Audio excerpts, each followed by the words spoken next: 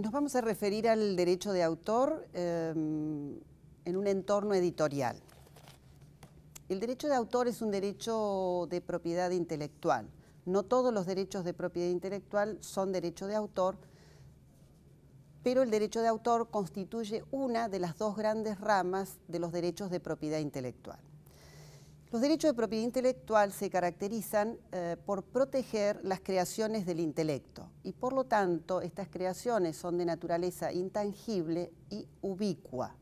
Esto significa que son derechos reales de propiedad, pero al recaer sobre un objeto intangible puede ser utilizado al mismo tiempo en muchos lugares. Entonces eso requiere de una protección especial.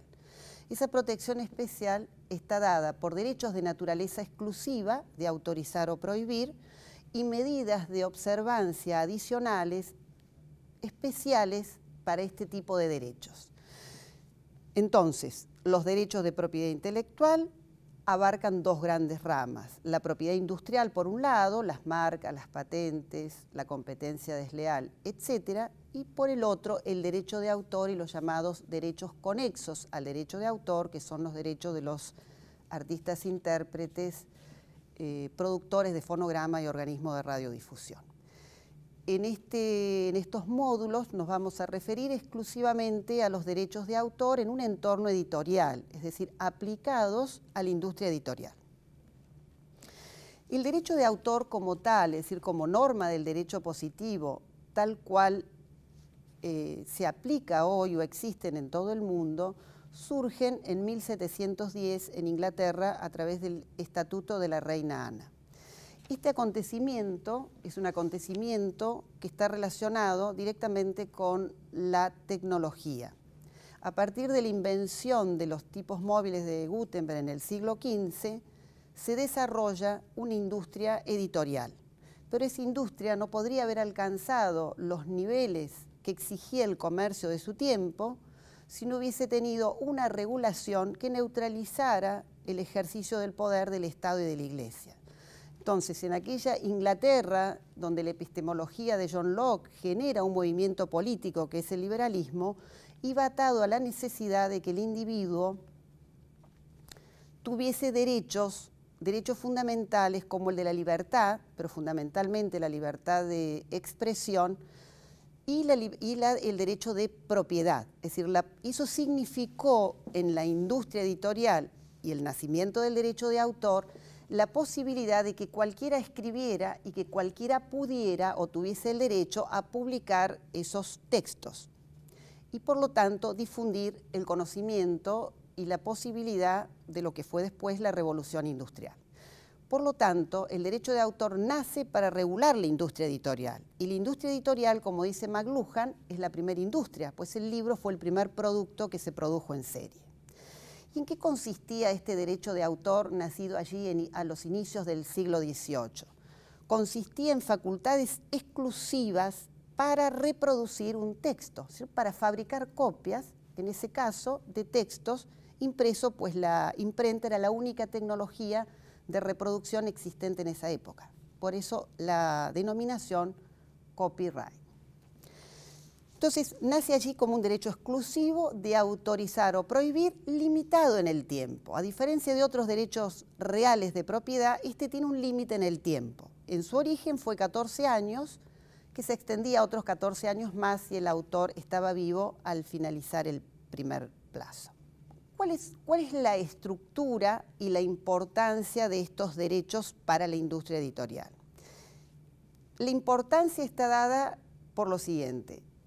El derecho de autor es, a la fecha, el único mecanismo de protección de la industria editorial. Sin derechos no hay industria, pues lo que tiene los activos del editor son derechos. Derechos para imprimir un libro, derechos para reproducir, publicar, transformar, etc.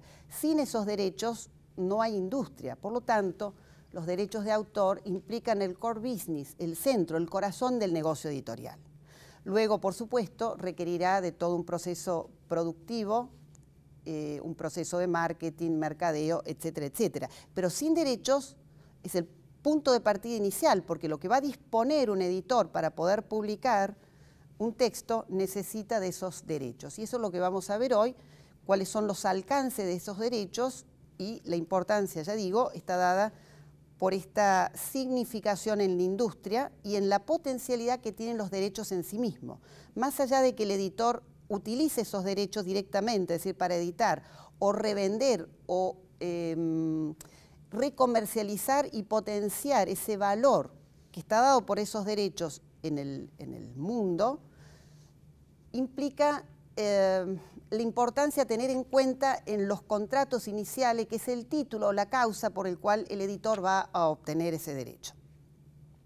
Bien, hoy con el desarrollo de las tecnologías digitales en la sociedad de la información, pese a los malos augurios que a veces ha acompañado esta nueva era, yo creo que genera o contiene una enorme potencialidad para la industria editorial. La posibilidad de producir y distribuir en un tiempo real y en un costo muy próximo a cero contenidos a nivel mundial, yo creo que genera una gran oportunidad para la industria editorial. Otra cuestión importante es que, en mi opinión al menos, estamos en una era de gran importancia para la escritura. Hoy por hoy, uno de los lenguajes más usados es la escritura. De hecho, la convergencia en un solo dispositivo de los elementos técnicos que nos permiten la comunicación se hace básicamente a textos, a mensajes de textos, a información basada en el texto, más que en la imagen o en el audiovisual en sí mismo.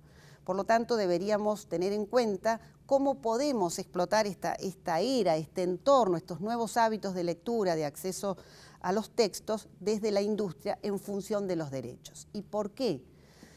Porque, como dijimos al inicio, el derecho de autor es un derecho exclusivo de autorizar o prohibir. Por lo tanto, si el editor no tiene derechos suficientes para toda esta potencialidad, carece de posibilidades de adentrarse en estos nuevos mercados.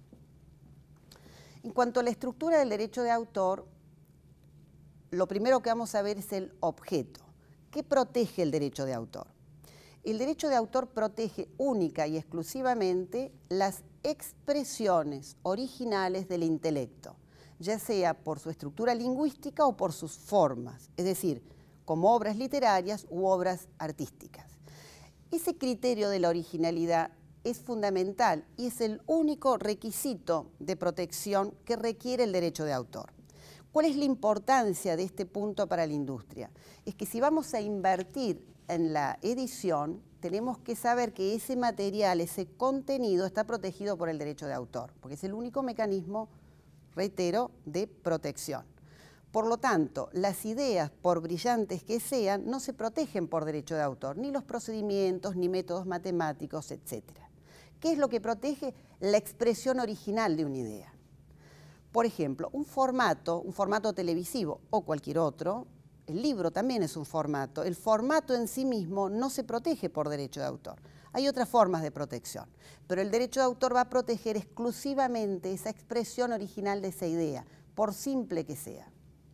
Entonces, hay determinados contenidos como almanaques, diccionarios, contenidos que tienen información, pero información transcrita en datos que no se protegen por derecho de autor. Las guías, procedimientos, recetas de cocina, etcétera, en principio no están protegidas por derecho de autor si no logramos acreditar una expresión original de una idea.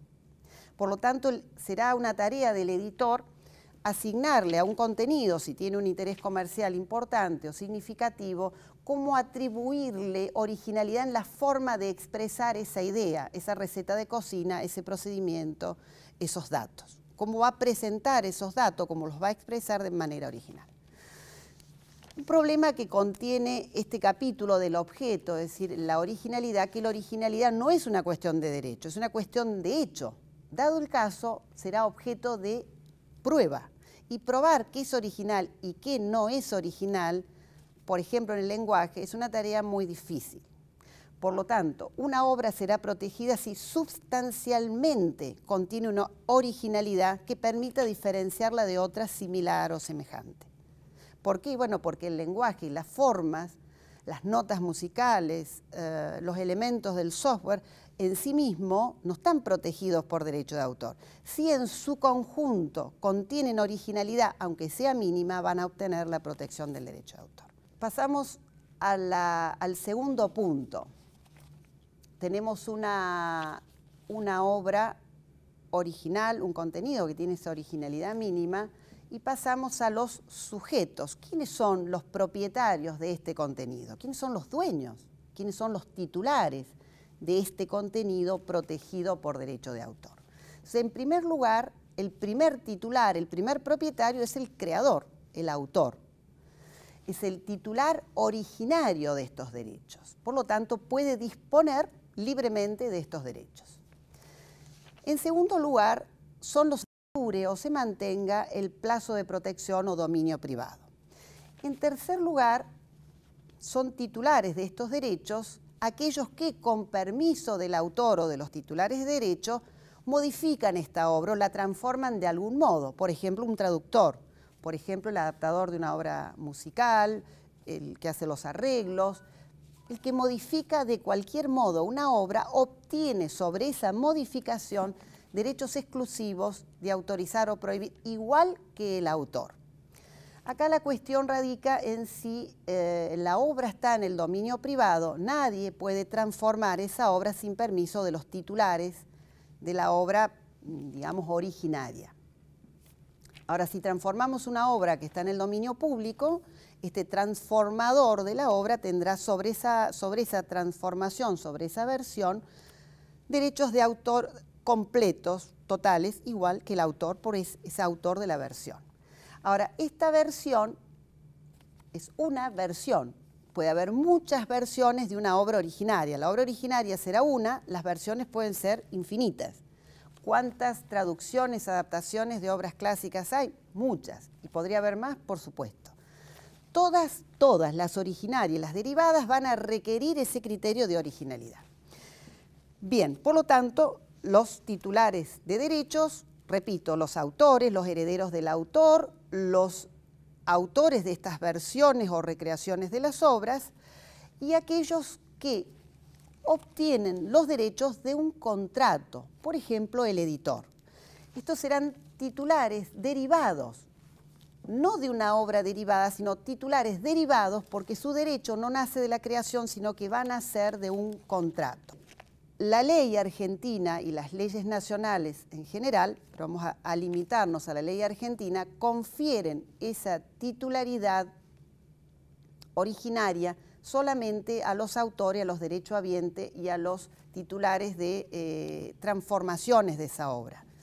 Significa que si el editor o el productor de un contenido protegido por derecho de autor no tiene los derechos asegurados en un contrato, no tiene derechos.